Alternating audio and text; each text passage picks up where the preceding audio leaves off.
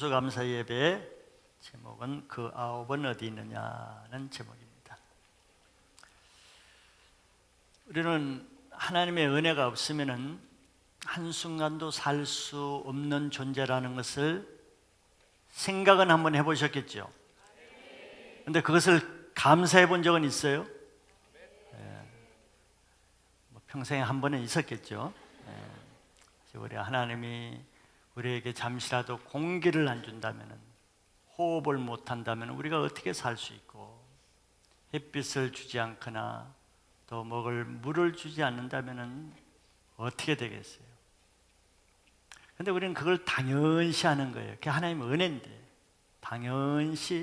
당연히 반드시 그건 있어야 된다, 이렇게 가정을 하죠. 그러나 그렇지 않습니다. 또 우리가 살아가는 뉴스에 보면은 거의 7, 80%가 나쁜 뉴스들 아니에요? 사건, 사고, 재앙, 교통사고, 질병, 얼마나 많은 사건, 사고, 생명을 잃는 일이 많습니까?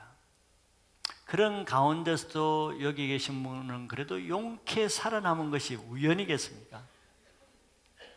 하나님이 보호해 주시지 않으면 아무도 그런 사건, 사고로부터 막을 길이 없어요. 막을 길이 없는데 우리를 지켜주셔서 이 자리에 있게 하신 것도 하나님의 은혜라고 생각하시면 감사가 되겠죠. 그런데 우리는 받는 것은 당연시 하면서도 받은 것에 대한 감사의 생각이 약한 것이 죄인의 특징인 것 같아요. 오히려 또 받은 은혜를 감사하지는 못할 망정 또 원망하고 불평할 때가 얼마나 많습니까? 물에 빠져서 죽어가는 사람을 건져줘도 고맙다는 말을 먼저 하는 게 아니고, 무슨 말을 먼저 하는지 그건 잘 알죠. 성경 말씀은 몰라도 그런 건 다 알고 계시더라고. 감사하기보다는 내 보따리 내놔라는 거예요. 불평을 하는 거죠. 원망하는 거죠. 짜증을 내는 겁니다. 이것이 가장 나쁜 마음이죠. 여러분들, 이 세상에 어떤 사람이 가장 괘씸합니까? 베풀어주고 사랑해주고 도와주고 섬겨주는데 감사는 못할 망정 짜증내고 원망하고 불평하고 욕하고 나중에 배반하는 사람이죠. 그 은혜를 배반하는 것이 가장 괘씸한 죄입니다. 가장 나쁜 죄죠. 하나님 편에서도 마찬가지. 우리는 은혜를 받는다고 해서 다 은혜를 누리는 건 아닙니다. 은혜를 누리는 방법은 그것을 감사할 때 은혜가 내 것으로 누려지는 거지, 아무리 은혜를 받아도 감사한 마음이 없으면요, 은혜가 아니에요. 당연한 것이지. 그냥 기쁨이 없는 거예요. 왜 은혜를 받아도 감사보다는 불평과 원망을 하겠어요? 그거는 은혜에 감사하지 못하는 그 죄 때문에 사단이 그 마음을 빼앗아 간 증거입니다. 감사하지 못하는 건 죄거든요. 죄를 지을 때는 마귀에게 속하는 거예요. 그 마음이 뺏기는 겁니다. 그래서 은혜를 받아도 감사하지 못할 때는 그 죄 때문에 이전에 은혜 받기 전보다 이후의 상태가 더 나빠집니다. 차라리 은혜 안 받는 게 낫겠죠. 맞아요. 감사하지 않는 사람은 은혜를 차라리 안 받는 게 낫습니다.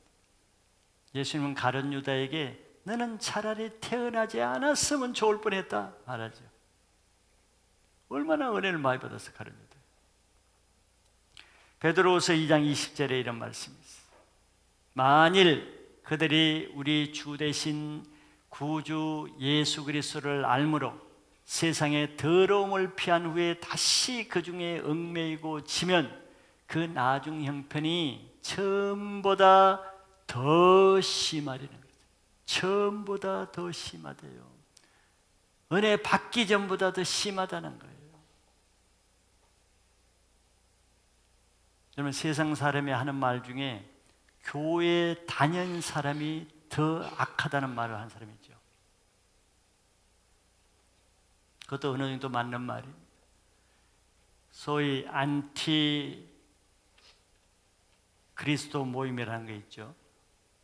뭐라 그러냐, 반기독교? 뭐라 그러지 그걸? 그런 하여튼 모임이 있잖아요. 근데 그 모임에 제가 정확하게 몰라도 들은 얘기로는 기독교, 반기독교, 안티 크리스찬 그 모임에서 막 교회를 대적하고 하나님 대적하는 그 모임의 멤버들 중에 정확하게 모르겠어요. 8, 90%가 아니면 그 이상이 다 교회 다녔던 사람이라는 거예요. 불신자가 그런 일을 하는 게 아니라는 겁니다. 불신자는 뭘 알아야 하지. 불신자는 뭐 그렇게 할 이유가 없어요. 그 사람들이 다 교회를 다녔고, 어떤 사람은 교회에 열심히 다닌 사람, 교회에 충성한 사람, 주일학교 교사, 청년부 회장한 사람, 그런 사람들이 다 그런 일을 한다는 거예요. 이 말씀이 맞죠? 우리 주 대신 구주 예수 그리스도를 알므로 세상의 더러움을 피한 후에, 한 번 은혜를 받은 후에 다시 그 중에 얽매이고 지면 그 나중 형편이 전부 다 더 심하리니, 은혜를 받아놓고도 은혜 받은 데 합당하게 감사한 삶을 살지 못하고 감사하지 않으면은 결국 은혜를 빼앗기는 것으로 그치지 않고 원점으로 돌아가는 것이 아니고 더 악해져요. 교회에 다녔다가 안 다닌 사람 더 악해집니다.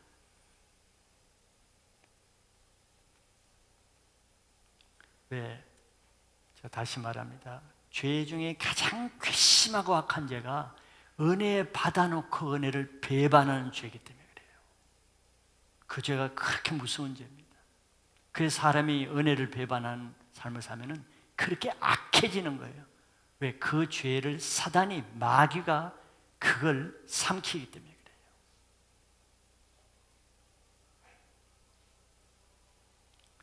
그래서 우리는 받는 것 좋아하고 은혜 받기 위해서 막 노력하고, 나쁜 건 아니지만 생각이 그 한쪽에 치우치면 안 됩니다.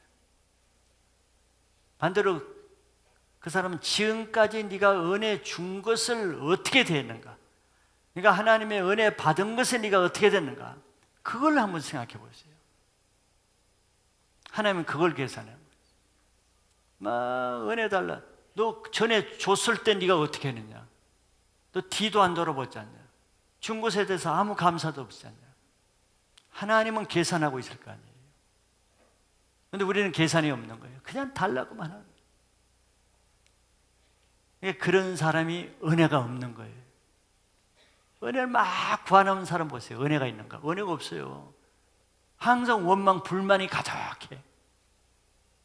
감사가 없기 때문에 은혜를 다 쏟아버리고 더 이전보다 더 심한 궁핍에 쌓이는 거예요.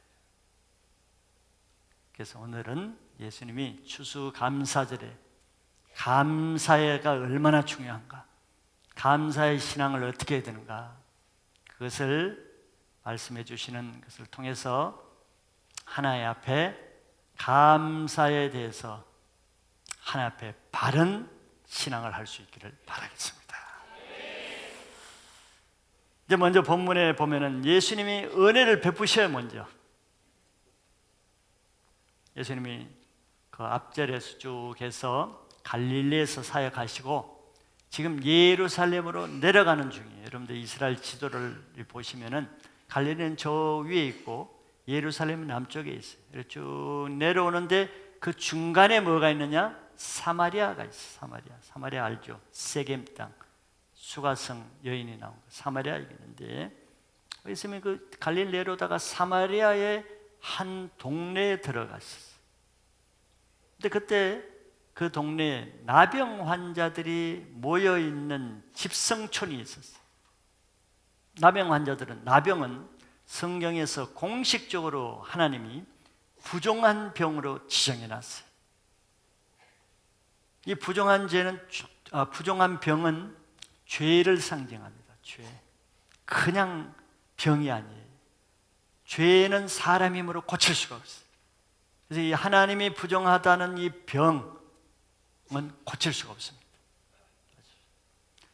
그 부정한 병이기 때문에 부정한 병이 아니면은 우리가 뭐 다른 병도 있을 수 있고 위장병도 있을 수 있고 뭐 신장병도 있을 수 있고 뭐 그런 병은 뭐 어쩔 수 없어요. 그런 병은 그냥 가족과 같이 살아도 돼. 부정한 병이 아니기 때문에.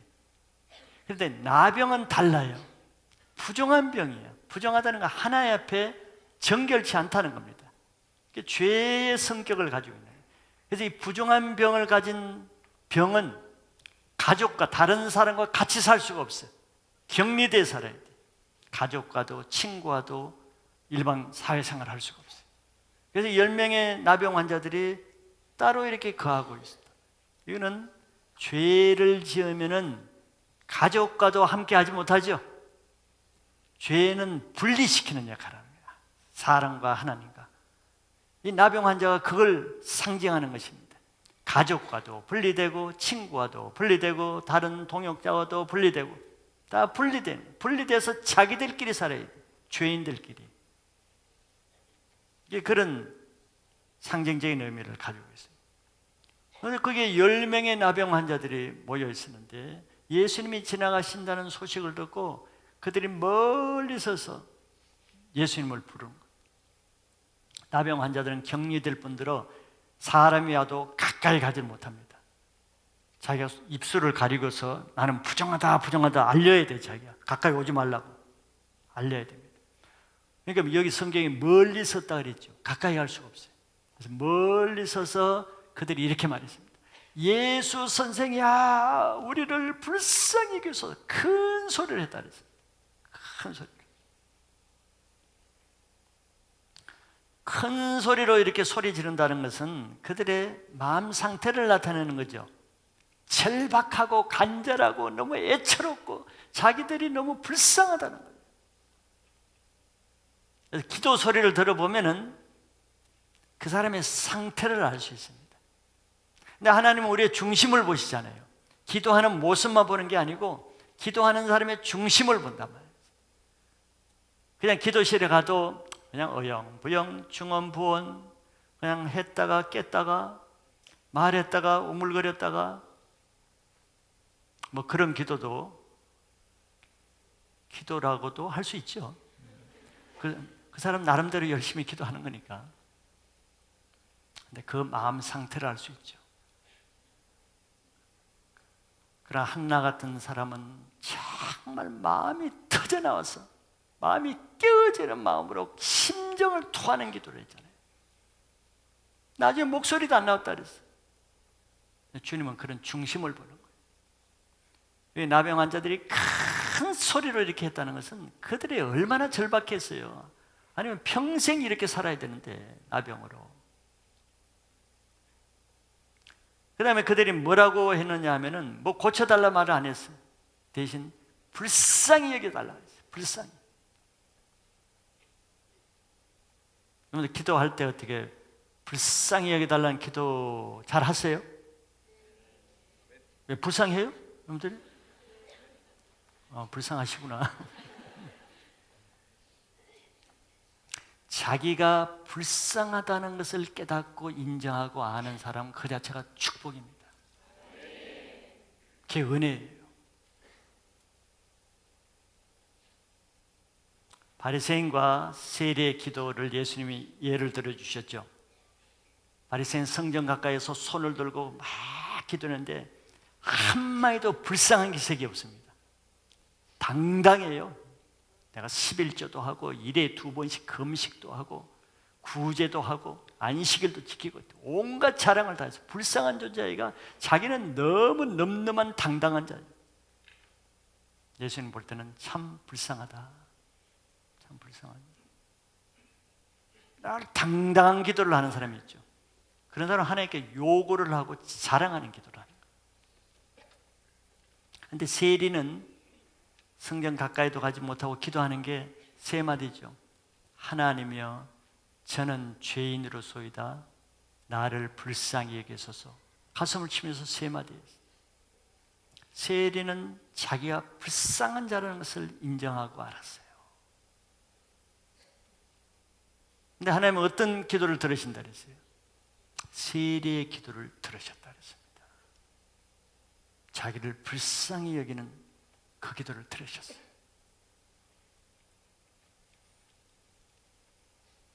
자신이 정말 불쌍한 자인 것을 깨닫는 사람은 기도 소리가 틀립니다.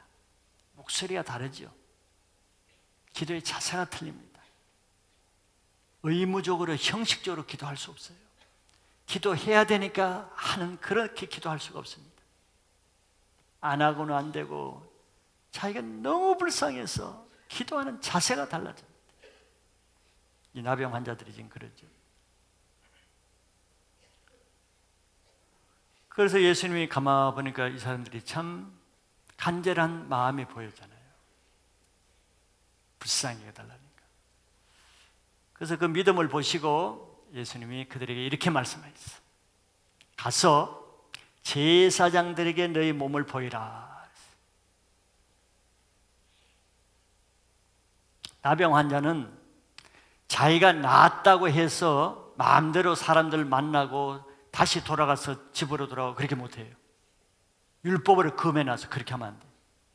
반드시 자기가 나았을지라도 나았다는 확신이 들면은 내가 나았네, 깨끗해졌네 확신이 들면은 반드시 먼저 제사장에게 가서 검진을 확인을 받아야 돼. 나았다는 증명을 받아야 됩니다. 그 증명을 받고 나서야 자유하게 활동할 수 있어요. 지금 예수님이 그 말씀을 하시는 것입니다. 근데 다른 것은 지금 그들은 아직 나은 상태는 아니거든요. 나아야 제사장에게 가는 건데 지금 나은 상태가 아닌데 제사장에게 가라는 거예요. 여러분 같으면 어떻게 하겠어요? 원리 원칙 따지고 정직한 거 대쪽 같은 사람들은 못 가겠죠. 내가 좀 안 나았는데 그래서 낫게 해줄 때까지 기다리겠죠. 또 떼쓰겠죠. 낫게 해달라고. 예수는 그 말을 했어요. 너희들이 안 나은 상태에서 가서 제사장에게 너희 몸을 보이라 했어요. 이건 나은 사람만 가야 되는 거예요. 그래서 이 예수님의 말씀을 듣고 순종할 수 있는 사람은 믿음이 있어야 이렇게 할 수 있습니다. 아무나 못 가겠죠. 가나 혼인잔치에서 포도주가 떨어졌을 때 예수님이 하인에게 하는 말과 똑같습니다.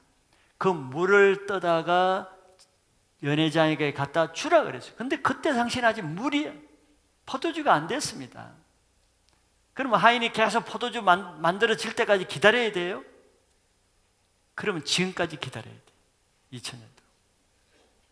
근데 예수님 말씀을 믿음으로 받고 가니까 그때도 가는 도중에 포도주가 되어버렸단 말이에요. 여기 똑같은 거예요. 예수님 하신 방식이. 지금 안 나왔어요. 안 나왔는데 가라 그랬어요. 믿음으로 가는 사람은 가는 도중에 나와버렸어요. 예수님 믿음을 보시고 가는 도중에 낫게 한 거예요. 만약에 그들이 나을 때까지 기다린다면 지금까지도 안 나았을 겁니다. 그래서 예수님은 그들의 믿음을 보시고 가는 도중에 다 10명 다 그냥 고쳐졌어요. 이게 하나님의 은혜죠. 은혜죠. 안 그러면 이들이 평생 저주받은 인생을 살아야 되잖아요. 여러분들 남의 일이라고 별로 동감을 안 하는 것 같아요. 남의 일이라고. 나의 일이라고 생각해 보세요. 이거는 우리가 죄를 안고 평생 이 죄값을 받으면서 죄의 저주를 받고 살아가야 되는데 예수님이 우리를 한 번의 죄를 용서해 주고 구원해 주신 은혜를 상징하는 겁니다. 우리가 받은 구원의 은혜가 이렇게 큰 것입니다. 큰 거예요. 근데 이 엄청난 은혜를 받았단 말이에요. 그래서 우리는 이런 은혜를 받은 것에 대해서 그 다음 단계가 중요한 거예요. 반응이 중요한 겁니다. 오늘 그것을 예수님이 우리에게 가르쳐 주시는 겁니다. 감사가 없이는 은혜를 받아도 불신자처럼 사는 사람이 얼마나 많아요. 은혜 없는 사람처럼 사는 사람이 얼마나 많아요. 하나님 그걸 가장 싫어하십니다. 은혜 받아놓고도 은혜 안 받은 것처럼 사는 것, 은혜 받아놓고도 아무 받은 것에 감사가 없이 사는 것, 가장 싫어하십니다. 여러분들 여기 부모 되신 분이라면 자녀를 정말 극전히, 며칠 전에 어떤 얘기를 들었어요. 어제 어떤 얘기인데, 부모가 그 있던 집까지 팔아가지고 아이들 막 공부시키고 유학시키고 해놨는데, 자기들 잘 되고 나서 부모 돌아보지도 않고, 부모는 지금 변변하지도 않고 다 팔아가지고 아들한테, 자녀들에게 바쳤는데, 그 부모가 속이 상해서 이제 그런 얘기를 하죠. 그게 가장 괘씸한 거죠. 괘씸한 거. 예수님이 오늘 말씀은 바로 이후에 은혜 주셨고 고침 받은 것이 중요한 거고, 그 뒤가 더 중요하다는 걸 말씀하는 거예요. 그래서 은혜 받은 것에 만족하지 말고 그 뒤에 은혜에 합당한 감사하는 삶을 통해서 은혜를 누리시기 바랍니다. 그러지 않으면 은혜를 누리질 못하는 거예요. 받은 은혜가 다 쏟아지기 때문에. 두 번째는 은혜 받은 사람의 반응에 대해서. 그때 10명이 똑같이 제사장에 가는 중이었어요. 가는 중인데 똑같이 병이 나는 걸 똑같이 알았습니다. 자기가 아니까, 몸이 느끼니까 다 고침받았어요. 그런데 9명은 가던 길을 그대로 갔어요. 근데 그 중에 한 사람은 가던 길을 멈춰서서 그 자리에서 큰 소리로 갑자기 하나님께 영광 돌리면서 감사를 했다 그랬어요. 자기 고칠 수 없는 병인데, 나을 수 없는 병인데, 가는 도중에 난 걸 보니까 얼마나 충격이고 감사고 얼마나 감격이 있어요. 얼마나 놀랐겠어요. 놀라가지고 하나님께 그냥 응격결이 감사한 거예요. 너무너무 감사해가지고. 여러분들, 이게 정상입니까? 다 나았는데 나았네, 난 것 같으네, 나았네 하고 쭉 가는 사람이 정상이에요. 아니, 나았는데도 그냥 가는 사람은 뭐예요 도대체? 이거는 진짜 인간도 아니야. 도대체 어떤 마음을 가진 거예요? 한번 생각해 보세요. 그 자리에서 깜짝 놀라면서 감격하면서 하나님께 영광 돌리는 게 너무너무 자연스러운 거 아니에요? 너무 자연스럽죠. 그런데 나 놓고도 그냥 가는 그 심보는 정말 무서운 마음이에요. 하나님 보시기에 정말 악독한 마음이라고. 어떻게 저렇게 무쇠 같은 철 같은, 철면피 같은 근성을 가지고 있는 사람 아니고는 어떻게 그렇게 할 수가 있어요? 은혜에 감사하지 못하는 마음이 바로 그런 마음입니다. 얼마나 마음이 악하고 굳어 있으면은 은혜를 받고도 감사하지 않겠어요?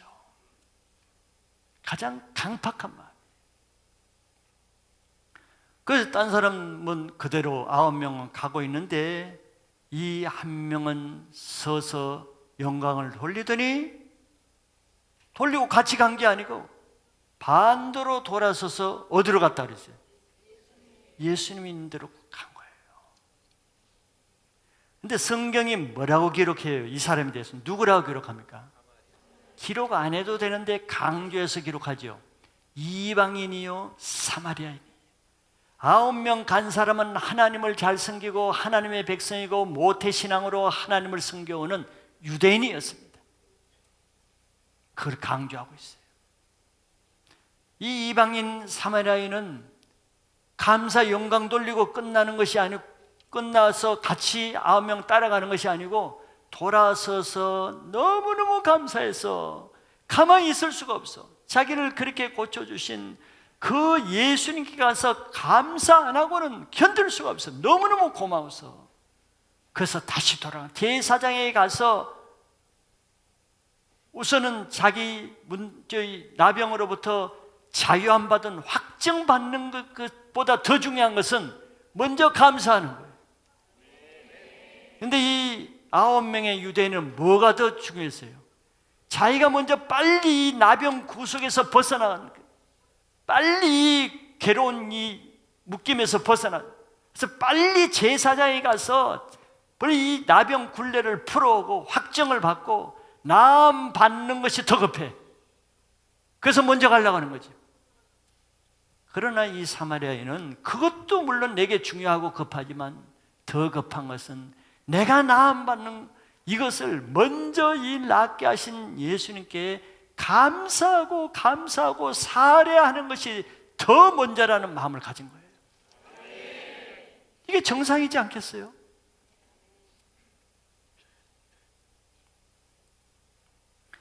그래서 예수님께 찾아가서 그 발 아래에 엎드렸다 그랬습니다. 너무너무 감격했어요. 너무 고마웠어요. 그래서 감사했어요. 그래서 예수님이 마음 아픈 얘기를 했어요. 예수님 마음을 이렇게 표현했습니다. 그래, 내가 너뿐만 아니라 10사람을 다 깨끗함을 받지 않았냐? 너만 고침받는 게 아니지 않느냐? 10사람이 다 깨끗함을 받지 아니했느냐? 그 9은 어디 있느냐? 이 말씀을 하신 예수님 마음이 얼마나 아프셨겠어요? 그 9은 도대체 어디 갔느냐? 그 9명도 너처럼 똑같이 내가 고쳐줬는데.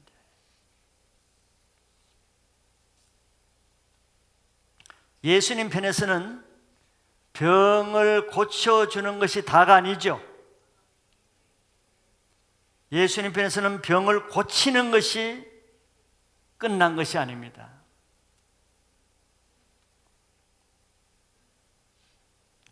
왜?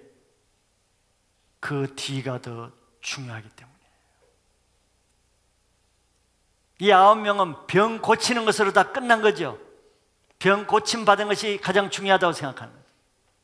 예수님은 그게 아니에요. 주님은 그 나머지도 9명도 마땅히 당연히 자기한테 돌아와서 감사하기를 기다리고 계신 거죠. 예수는 병을 고친 것으로 끝낸 게 아니다 말이지. 그걸 어떻게 알 수 있어요?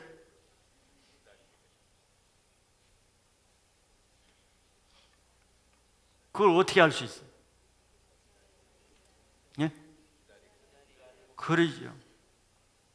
병을 고친 것이 다 끝났으면 예수님 지금 어디로 가시는 중이었어요? 예루살렘에 가시는 중이에요. 병 고치는 끝나서는 병 고치고 예수님 빨리 부지런히 예루살렘 지금 가시고 계셨을 거예요. 그러죠? 그러면 이 사마리아에 와서 지금 막 찾아야 돼. 어디 가셨지? 빨리 가야 되는데 온 데 찾으려고 헤맸을 거예요. 예수님 예루살렘에 가는 길이니까. 그런데 예수님은 고쳐주시고 나서 그 자리에 서서 기다리셨어요. 왜? 그 다음이 더 중요하기 때문에. 10명이 다 돌아와서 감사하기를 기다리고 계시는 거예요. 그런데 우리가 은혜를 받았으면 예수님은 기다리고 있습니다. 우리의 반응을. 끝나는 게 아니에요. 우리는 끝내고 싶죠. 예수님은 끝나지 않아요. 기다리고 계세요. 왜냐하면 그 이유가 더 중요하기 때문에. 그래서 예수님이 이렇게 말했어요. 이 이방인 외에는 하나님께 영광을 돌리러 온 자가 없느냐 그랬어요. 이 이방인을 강조했어요.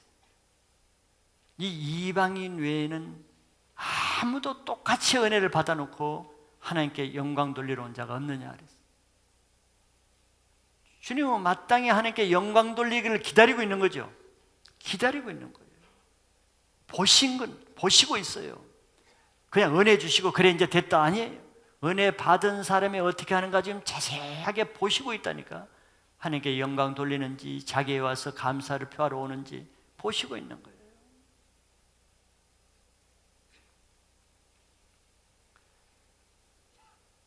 하나님의 은혜를 받고도 감사하지 않는 것은 그 하나님의 은혜를 무시하는 것이고 모독하는 것입니다. 하나님의 은혜를 아주 멸시하는 거죠. 그 나병이 고침받은 은혜가 얼마나 큰 은혜인데, 돈으로 살 수 없는 은혜인데 그걸 아주 우습게 여겨버리는 거예요. 그냥 하나님 편에서는 매우 괘씸하겠죠.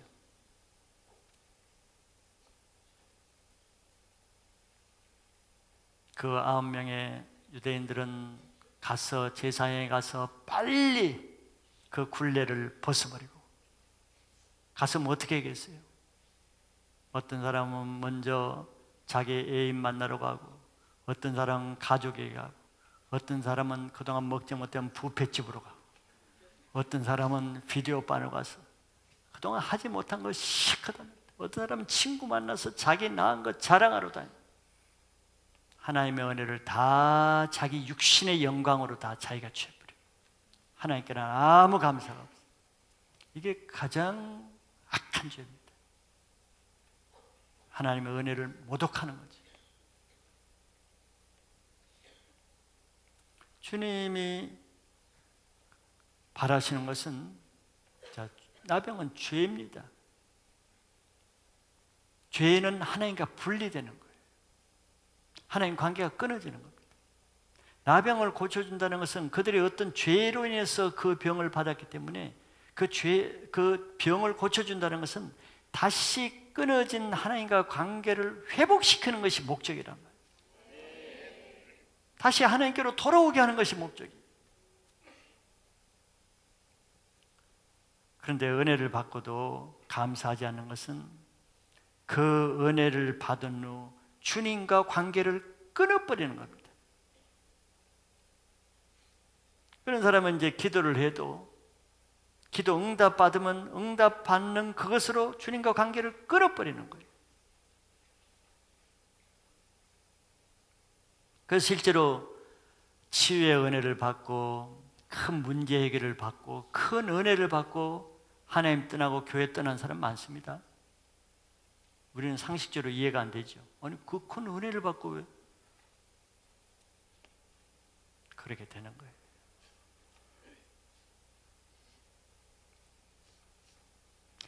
마치 자녀가 자기가 필요할 때는 학비 달라, 용돈 달라, 도와달라 다 도와주고, 이제 도움이 필요 없을 때는 관계를 끊어버리는 걸 마찬가지예요.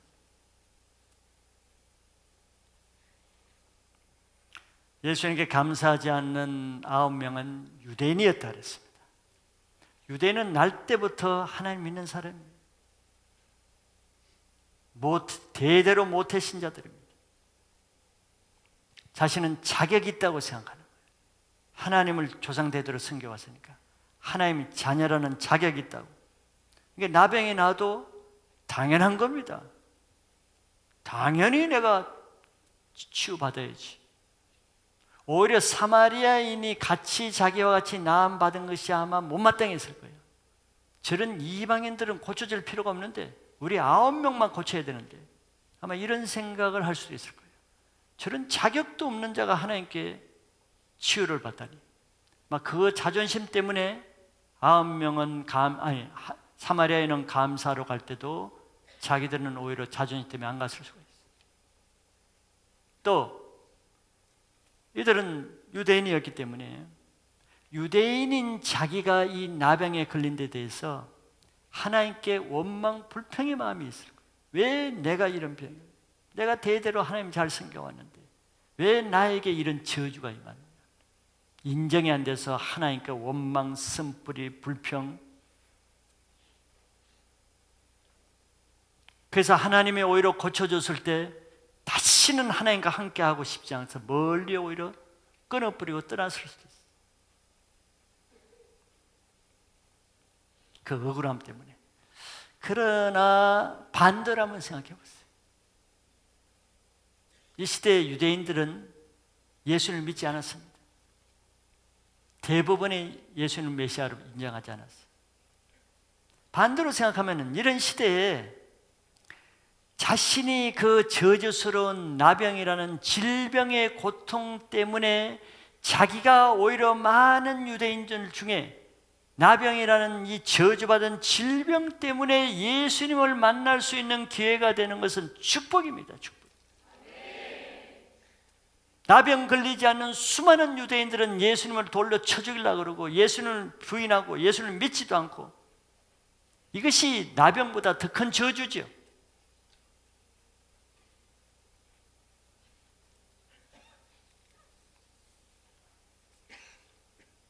교회를 오랫동안 3, 4대, 5대, 6대 신앙을 하면서도 예수님을 제대로 만나지 못한 것이 나병 같은 저주지, 내가 재산이 파산되고 중병에 걸리고 가정이 파산되고 사업이 파산되고 어처구니 없는 억울한 재앙을 만나는 것은 물론 좋은 건 아니지만, 그것 때문에 나의 자존심 의의를 꺾고 예수님 앞에 나와서 예수님을 만나게 된다면 이것이 축복입니다. 그래서 죄가 더한 곳에 은혜가 더한 거예요.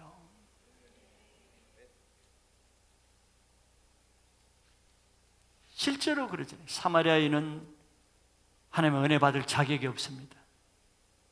하나님을 섬기지도 않고 하나님께 예배드리지도 않고 정말 불쌍한 자죠. 자격이 없다고 인정하니까 자격 있는 유대인들과 함께 이 은혜를 받은 것이 너무너무 감사가 더 넘치는 거예요.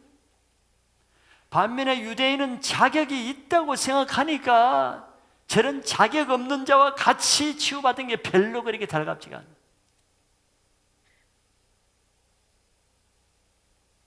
교회에서도 내가 지금 신앙을 그동안에 잘 해왔다고 자격이 있다고 생각하면은 자기보다 자격 없는 자가 자기처럼 똑같이 은혜를 받고 잘 되는 것을 인정하기 어렵죠. 은혜의 개념이 없는 거예요. 은혜를 모르는 거예요. 그래서 그런 사람은 감사가 없습니다. 마땅히 여기는 거예요. 잘 되면 다 자기 공로예요. 못 되면 다 하나님 탓이. 그래서 불평이 많고 원망이 많아요. 하나님은 하나님을 사랑하는 자에게는 모든 저주, 어려운 고통까지도 하나님은 합력하여 선을 이루시는 분입니다. 그래서 하나님을 사랑하는 자는 모든 환경에서도 하나님 불평하지 않고 감사할 수 있어요. 그렇지 않은 사람은 자기한테 잘해줄 때는 당연시 여기고 조금 어려운 억울한 일이 있으면 하나님 욕하고 불평하고, 그 본색이 드러나는 거잖아요.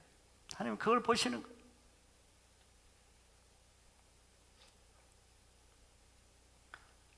예수님은 은혜를 감사하는 그 사마리아인에게 이렇게 말했어요. 가라,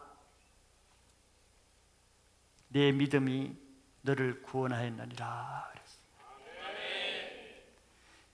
여기 구원했다고 말했어요. 내 믿음이 너를 치료했다, 뭐 이렇게도 할 수 있는데 구원했다 그랬어요.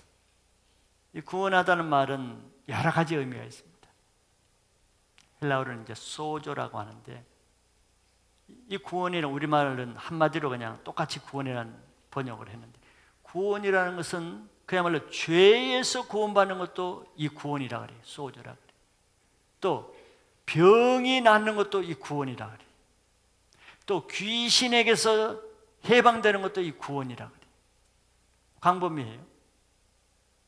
그리고 또 구원이란 이 단어, 소조라는 단어에는 이런 의미가 있어요. 유지하고 지킨다는 뜻이 있어요. 유지하고 지킨다는 뜻이다. 가라, 내 믿음이 너를 구원하였느니라.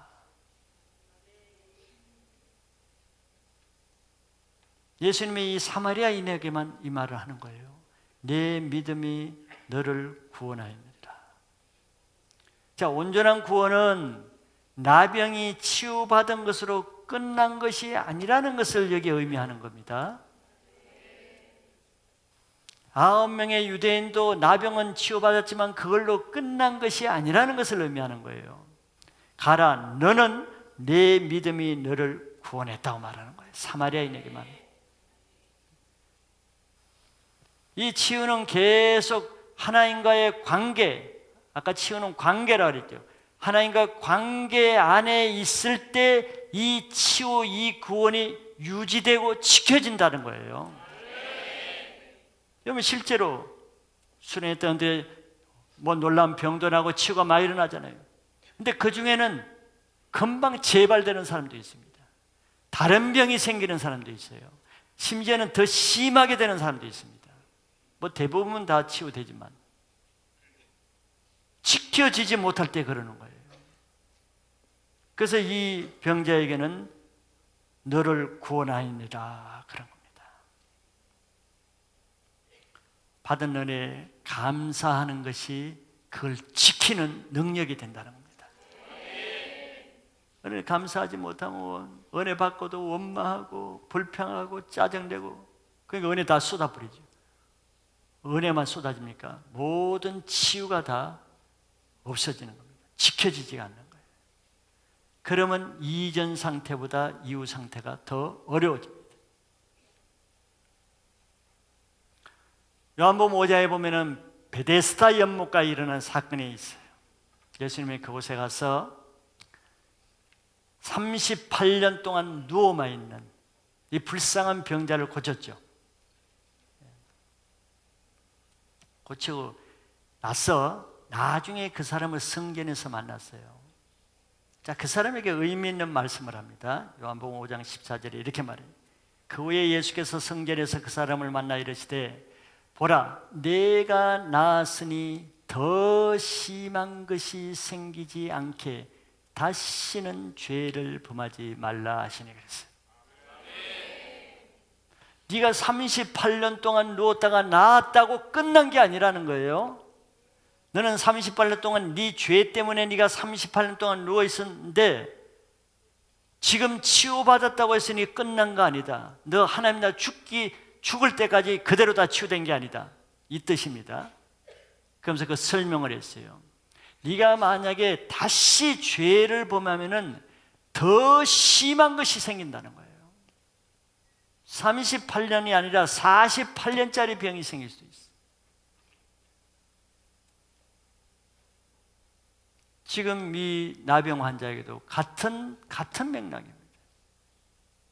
가라, 내 믿음이 너를 구원하는 거야. 네 그 믿음, 네 하나님께 영광 돌리고 감사하는 그 믿음이 너의 치유를 계속 유지하고 지켜줄 것이라는 겁니다. 많은 사람들이 예배 때나 수련회 때 은혜를 받지만서도 수련회 은혜 받고 나서 더 어려워진 사람도 적지 않아 많아요. 은혜 받고 나서 이전보다 더 심하게 돌아가는 사람도 없지 않아 있어요. 하나님의 은혜를 가볍게 여기는 거예요. 하나님의 은혜를 감히 가볍게 여겨요. 그게 가장 악한 마음입니다. 돈으로 살 수 없고 내 힘으로 할 수 없는 하나님의 은혜로만 되는 것인데 그걸 가볍게 여기는 것이 누가 그렇게 하겠어요? 바로 그거는 사단이 그렇게 하는 겁니다.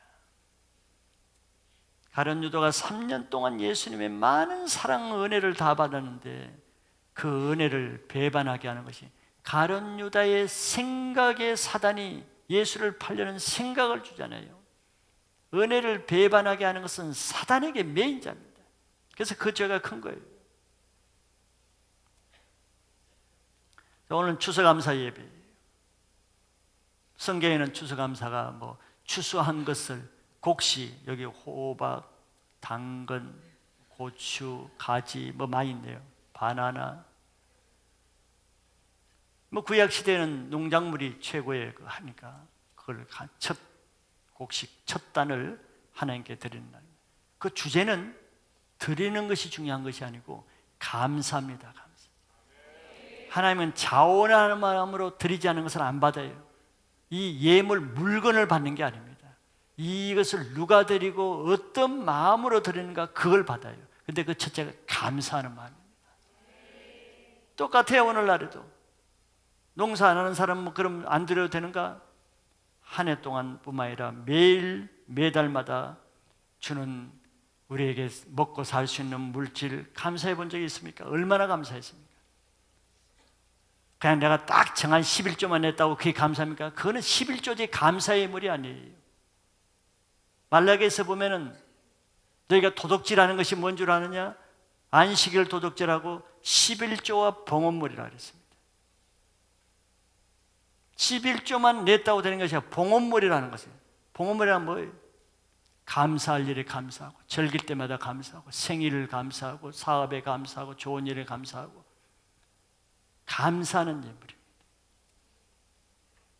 감사가 없는 사람은 그냥 의무적으로 율법적으로 11조 딱 내고 딱 다 끝났다 뭐 이렇게 합니다. 감사로 하는 게 아니에요. 의무적으로 하는 거죠. 우리가 건강을 주신 거, 먹고 살 수 있게 하신 거, 직장에 일할 수 있고, 학교를 다닐 수 있고, 교회를 다닐 수 있고, 사랑하는 가족이 있고, 자녀를 주시고, 감사를 하려고 그러면 끝이 없죠. 추수감사절은 내가 그동안에 얼마나 하나님 은혜에 감사했는지를 돌아보고, 또 무엇을 또 감사해야 되는지를 돌아보고, 또 내가 얼마나 감사에 부족했는가를 돌아보고, 그런 시간을 하나님이 주시는 겁니다. 교회를 다닌다는 자체도 얼마나 감사하고, 이런 교회를 주신 것도 감사하고, 셀에 같은 동역자를 주신 것도 감사하고, 모든 것에 범사에 감사하라고 그러죠. 범사는 모든 일입니다. 모든 일이 하나님의 은혜 없이는 되지 않았기 때문에. 사실 이 자리에 이렇게 앉아있다는 게 기적 아니에요. 우리가 다 세상에 있을 사람이고, 정말 세상에서 방황할 사람인데, 하나님의 은혜 안 주시면 내가 지금 무슨 어떤 생활을 하면서 어떤 불쌍한 인생이 됐을 텐데, 이 거룩한 자리에 앉아있다는 자체가 은혜입니다. 자, 이렇게 은혜를 감사하게 생각만 해도 그냥 행복해지죠. 기쁨이 넘치죠. 이게 하나님의 은혜 방법입니다. 근데 아무리 많이 받아도 감사가 없으면 어떻게 해요? 행복하지 않습니다. 불평거리만 나옵니다. 안 된 거, 못한 거, 없는 것만 생각합니다. 이게 하나님의 원리예요. 많이 받는다고 행복한 게 아닙니다. 적게 받아도 그걸 감사하면 감사가 됩니다. 이런 감사 주간을 맞이해서 더 어떤 것을 구하기보다는 이미 받은 것에 하나님께 먼저 영광 돌리고 감사하는 삶을 회복하시면은 여러분들의 삶이 형통하게 될 거예요. 이번 추석 명절 주간에도 많은 사람을 베풀고 섬기고 감사해서 특별히 생명을 구하는 그런 감사가 넘치는 한 주간 되기를 축복합니다.